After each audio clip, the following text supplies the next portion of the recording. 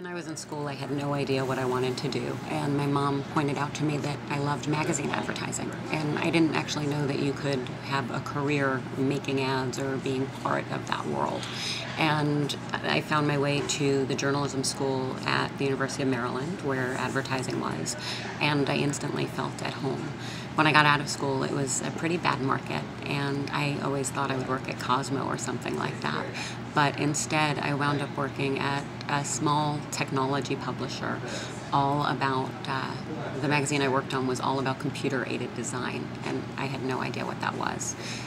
Didn't think of myself as a tech girl or any of those kinds of things. But what I found there was really smart people who taught me a love of publishing and a love of a market that I had no idea I could fall in love with.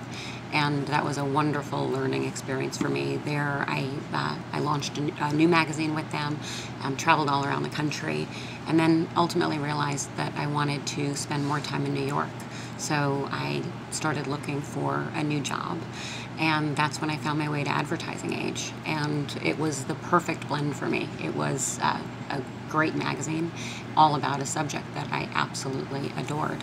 And that's kind of how I got here. Since I got to Ad Age, I've had about 8 or 9 different jobs, always getting to be part of the new thing, always launching something, and ultimately taking this magazine and helping to evolve the brand into so many different things.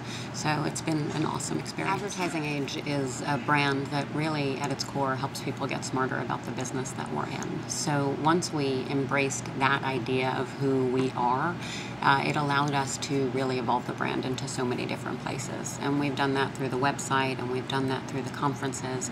But more and more, we're exploring what are the different ways that we can be packaging that content and using that expertise to help people either get smarter, assess the ecosystem, and just feel more confident about the work they're doing. So we recently launched our membership program, and what the membership program allows us to do is bring people closer to us and serve them up content that's specific to their needs on an ongoing basis. So we've been really excited about that. We recently launched another product called Lookbook, and the market is just so overwhelming. There are so many different areas that people need to get their arms around, and so many different companies within each of those areas. So we created Lookbook as a way of helping people understand the ecosystem and then assess all the different partners that they could potentially be working with to get them into those spaces. So those are just 2 examples of things that we've done recently, but there's so much more on the horizon and so much more for us to do. It's just prioritizing what to do. The Book of Doing was born out of my own exploration of really what made me happy and what my passion was. We talk a lot about purpose and passion, but when you ask somebody what it is they love to do, oftentimes they don't have an answer. Right. And I didn't really have an answer.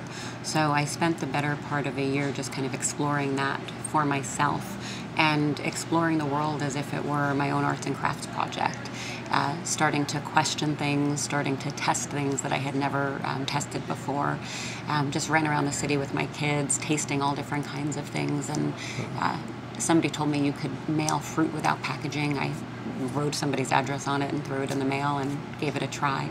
Just silly, silly things that ultimately helped me kind of explore the world in a new way and explore myself in a new way. At the end of the year, it led me to writing a book, which isn't actually the Book of Doing. It was a totally different book. And the book led me to an wow. That led me to publishing companies, led me to a bunch of rejections, but led me to one publisher within Penguin who loved what I had written about, but didn't publish the kind of book I had written. And so I asked if I proposed another book, would she be open to looking at it?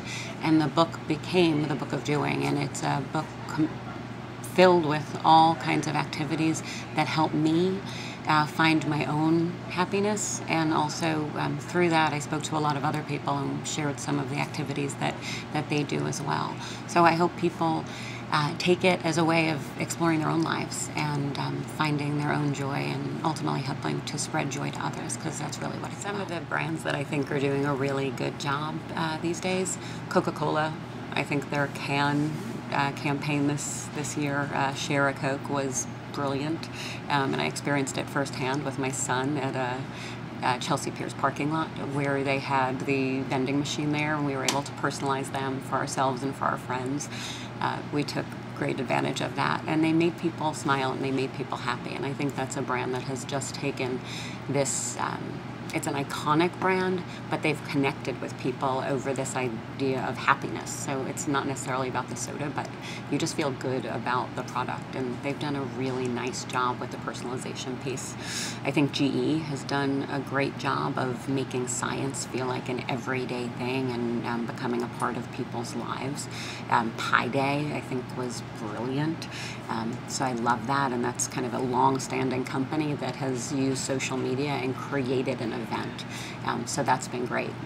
Personally, anybody who knows me knows that Starbucks is one of my favorite brands, and I'm there all the time. I remember going into a Starbucks about probably a year ago, and their coffee maker was broken. And I was in awe of the fact that I was able to spend $16 in the store, and the thing that they were primarily known for didn't even work that day. So a really smart company who have just evolved from being about coffee to being about culture, and expanded their product line in a really, really neat way. And they've also done a really nice job with their loyalty program and their rewards program. So it's another brand that's done a really good job and continues to do a really good job. For women trying to get into this business, I definitely encourage you to be fearless, be prepared to work hard, explore your creativity, and be yourself, because we all have something to bring to this, and you're not going to be somebody else. You need to be who you are, and don't be afraid to take chances and really put yourself out there. It will do great things for you, and it also inspires other people. The leaders that have inspired me are pretty much historical figures. I think Winston Churchill was brilliant, such an amazing, amazing leader, did so much good for all of us, really. But I also love that he took naps and scheduled them in, and used painting as a way of de-stressing himself. And he was human. And oftentimes when we learn about leaders, they're so big and bold and do so many amazing things. But when you read more about them, you realize that they're just people like you and I. And I find that really inspiring. Eleanor Roosevelt is another one who was born into a life of privilege, but definitely had her own struggles, but took her position in this world to do good for others, and encouraged people to step out of their comfort zone and give their greatest gifts to the world. And I think that that's a good thing.